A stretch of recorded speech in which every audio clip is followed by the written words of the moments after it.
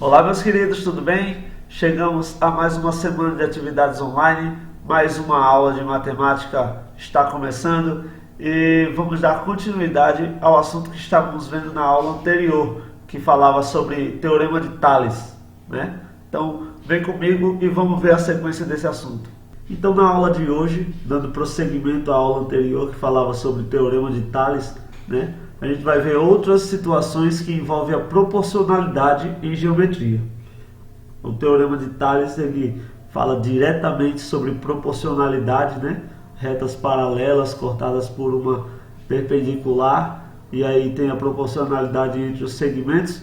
Hoje a gente vai continuar nessa ideia, tá? Quem perdeu a aula passada está aparecendo aqui no card para você clicar e dar uma olhada lá para ficar inteirado sobre o assunto, beleza? Então, vamos ver aqui, ó. A primeira dica que eu vou dar para as situações é sempre que envolver geometria, fique atento nos ângulos e se tiver algum segmento paralelo, beleza? E aqui agora eu vou colocar uma perguntinha que fala justamente isso. Você sabia que dá para a gente descobrir a altura de um prédio utilizando uma fita métrica comum? Pode ser até essas fitas métricas de costureira, que geralmente é de 1 metro ou 2 no máximo. Pois é, isso acontece porque o ângulo que os raios solares eles batem em qualquer coisa aqui na Terra, no mesmo lugar, é o mesmo, tá? Então, se você tiver, por exemplo, parado um dia de sol ao lado de um prédio, você no sol e o prédio no sol, tudo no sol. O ângulo que os raios solares batem no prédio é o mesmo ângulo que os raios solares batem em você, certo? Tá aí até, ó. Não entendeu? Então vamos lá. Temos aqui esse círculo, vai representar o sol, beleza? Então vou colocar aqui isso daqui e considere como se fosse o prédio, tá certo? Você achou o prédio feio? Então você ainda não viu você. Então, suponha que seja uma pessoa, não vou dizer que é você não, tá? Mas tá aí um prédio, suponha que seja o prédio, a pessoa e aquele círculo o sol.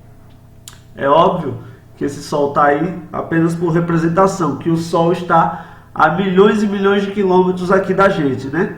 Então, é isso, esse fato dele estar tão longe da gente, é que faz com que os raios do sol que batem no prédio sejam o mesmo, o ângulo, aliás, do raio do sol, que bate em você. E o que isso tem a ver? Isso tem a ver que a sombra que esse raio de sol vai criar no prédio e em você vai ser proporcional, certo? Você está em pé, forma um ângulo de 90 graus com o solo, certo? E o prédio também forma um ângulo de 90 graus com o solo, ou seja, a gente pode considerar que são duas retas paralelas, a pessoa e o prédio. Como o raio do sol tem o mesmo ângulo, né? Então é a perpendicular que a gente precisava. Ou seja, a sombra que está sendo criada aqui na pessoa é proporcional ao seu tamanho, da mesma forma que a sombra que está sendo criada aqui do prédio é proporcional ao seu tamanho também. Então a gente vai utilizar a ideia do Teorema de Tales aí. Então, com a fita métrica, a pessoa se mede, e aí eu coloquei aqui um exemplo de 1,70 m, tá bom? Uma pessoa de 1,70 m, e aí com a ajuda de outra pessoa, essa pessoa de 1,70 m fica em pé e outra pessoa mede a sua sombra. E aí vamos supor que deu 0,2 metros, ou seja, 20 centímetros, certo? Então a sombra deu 20 centímetros, a pessoa tem 1,70 m. E aí com a mesma fita métrica ela vem aqui e mede o prédio. Não, óbvio que não vai medir o prédio, né? Vai medir a sombra do prédio. E a sombra do prédio deu 2 metros, por exemplo. Qual seria a altura do prédio? Eu não sei. Não sei, mas com esses dados que eu acabei de falar, dá para a gente descobrir a proporção da altura de cada um com a sua sombra. Então a gente vai fazer A altura da pessoa dividida pela sua sombra é igual à altura do prédio dividido por sua sombra. Só que a altura do prédio a gente não sabe, vai chamar de x. Então vai ficar assim, ó. 1,7 dividido por 0,2, né? O tamanho da pessoa pela sua sombra é igual a x, que é a altura do prédio, eu não sei quanto é, dividido por 2, que é a sua sombra, né? 2,0. E aí, a gente viu isso daí na aula passada, já está armado o teorema de Thales para proporcionalidade. A proporcionalidade já está pronta aí, basta a gente fazer as contas, né? Quais são as contas que a gente faz aí? Meio pelos extremos, aquela continha que é tipo x. Então vai ficar 0,2 vezes x é igual a 1,7 vezes 2,0. E agora a gente vai fazer as contas. Quanto é 1,7 vezes 2,0? E aí se você faz aí no rascunho aí do lado, a gente vai encontrar que é igual a 3,4. Beleza? Então 0,2x é igual a 3,4. Esse 0,2 ele está multiplicando no x. Quando eu passar ele para o outro lado, ele vai passar dividindo. Então, x é igual a 3,4 dividido por 0,2. E aí, novamente, você faz a conta aí no rascunho e vai ver que x é igual a 17. É o valor final e isso quer dizer que o prédio mede 17 metros de altura. Então, com uma fita métrica de 2 metros, você conseguiu medir um prédio de 17 metros de altura. Então é muito interessante a gente saber coisas desse tipo. Então esse é apenas um exemplo de coisas que a gente vai utilizar a proporcionalidade e o teorema de Thales para responder dos vários que a gente pode ver. Beleza? Para o vídeo não ficar muito longo, né, vai ficar esse exemplo aqui como a situação problema da proporcionalidade. Eu não vou encher de problemas. No livro tem bastante. Se vocês estivessem com o livro, com certeza eu ia mandar vocês fazer. Mas para não ficar muito longo, vamos pular aqui para juros. Tá ok? Juros nada mais é que uma porcentagem em cima de um valor. Tá? Essa porcentagem pode ser acrescentada no valor, pode aumentar o valor, ou pode ser decrescida também do valor. Por exemplo, o juro, se você comprou uma coisa financiada, por exemplo, uma casa, e financia ela em tantos meses. Aí vamos supor, o valor da casa é 100 mil reais.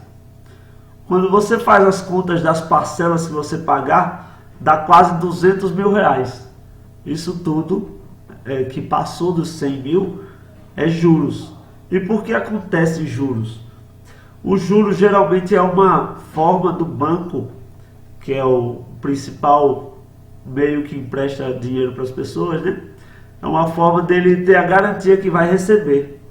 Tá? Então vamos supor que você começa a pagar a casa e no meio dos pagamentos da casa, sei lá, você divide ali em 20 anos e com 10 anos você perde o emprego. E aí não tem mais condições de pagar aquilo. Mas você já pagou tanto juro que o banco, ele meio que já tirou o dinheiro que ele te emprestou para poder comprar a casa. Então é uma garantia que ele vai receber, certo? E também é uma forma, por exemplo, se ele empresta dinheiro para duas pessoas para comprar uma casa. Aí uma pessoa paga certinho e a outra é um pouco enrolada, né? Aquela pessoa que pagou certinho já deixou o banco livre de encargos. Por quê? Porque o dinheiro que aquela pessoa que pagou certinho já pagou de juros cobriu o que ele prestou para as duas pessoas. Então, juro geralmente é isso. É uma garantia de que algo vai acontecer. Geralmente para os bancos, né? Bom, enfim.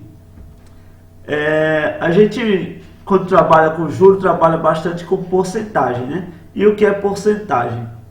Eu acho que talvez vocês já tenham ouvido eu falar alguma vez que porcentagem, lembra o quê? Por 100.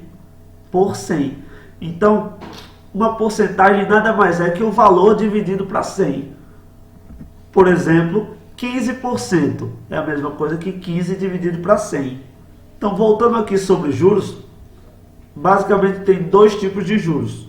os juros simples e os juros compostos, certo? O juros simples, como o próprio nome já diz, é mais simples, né? Ele é calculado sempre em cima do valor inicial. Já os juros compostos, ele não é calculado em cima de um valor fixo, certo?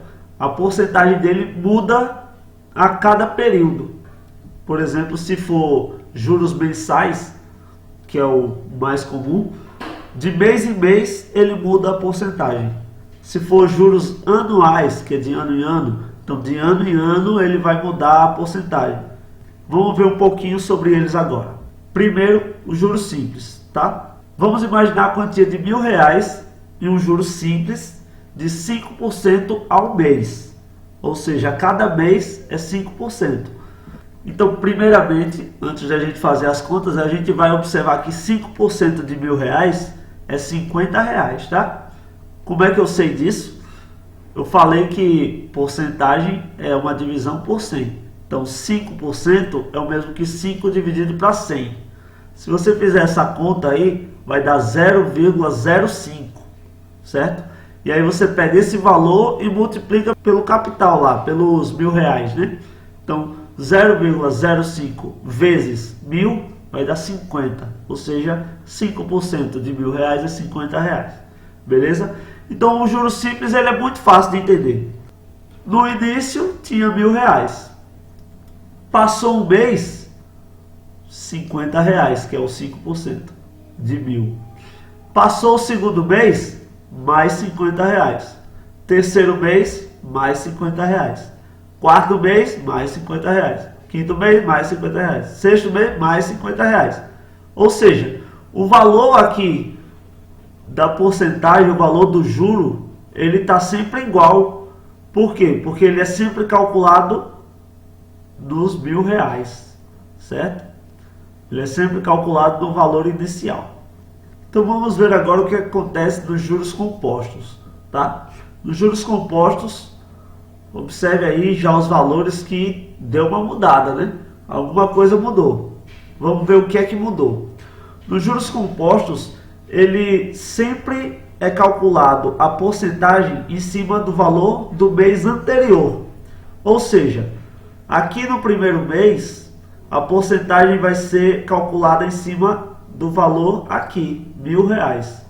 No início, observa, o primeiro mês está exatamente igual ao juros simples. A partir do segundo mês, já começa a dar uma diferença. Essa é a questão dos juros compostos. De quanto mais cresce o tempo, os juros compostos ele vai ficando cada vez maior. Por isso é que a gente diz que ter uma dívida longa com o banco é uma bola de neve, porque esse juro composto ele vai crescendo e crescendo e crescendo cada vez mais, certo? Vamos ver aqui o que foi que aconteceu. No primeiro mês, eu calculei aqui 5% de R$1.000, deu R$50. A gente já viu no juros simples era a mesma coisa, né? Agora, a diferença vai começar agora. Quando eu calcular para o segundo mês, o juro em cima de R$1.050 vai dar R$52,50. Ou seja, no segundo mês já aumentou R$2,50. Quando eu for para o terceiro mês, eu vou calcular o juro aqui em cima de R$1.102,50. O juro já vai ser de R$ 55,12. Ou seja, já aumentou R$ 5,12. Quando eu for para o quarto mês, o juro vai ser calculado em cima do terceiro, ou seja, em cima desse valor aqui, ó. Então, o juro vai ser de R$ 57,88. Ou seja, já foi para R$ 7,88 a mais do que no primeiro mês. Quando eu for para o quinto mês, a mesma coisa, calcula em cima do valor do quarto. Então, vai aumentar R$ 60,77. Quando eu for para o sexto mês, vai calcular o juro em cima do quinto, ou seja, vai ser R$ 63,81. Então, isso num período de 6 meses. Vejam aí que cresceu, ó. O juro no primeiro mês foi de R$ 50, no sexto mês foi de R$ 63,81. Então, vejam aí que já deu uma diferencinha legal, né, para 6 meses. Imagine dívidas de 10 anos, 15 anos, o tanto que esse juro aí sobe, né? Então, essa é a ação dos juros compostos, beleza? A gente vai aqui agora para a atividade, fica aqui no link da descrição do vídeo, também lá no aplicativo de mensagem, tá lá, com certeza vocês já viram a atividade. Pessoal, bons estudos a todos, saúde, fiquem com Deus, eu espero vocês na próxima videoaula. Até mais.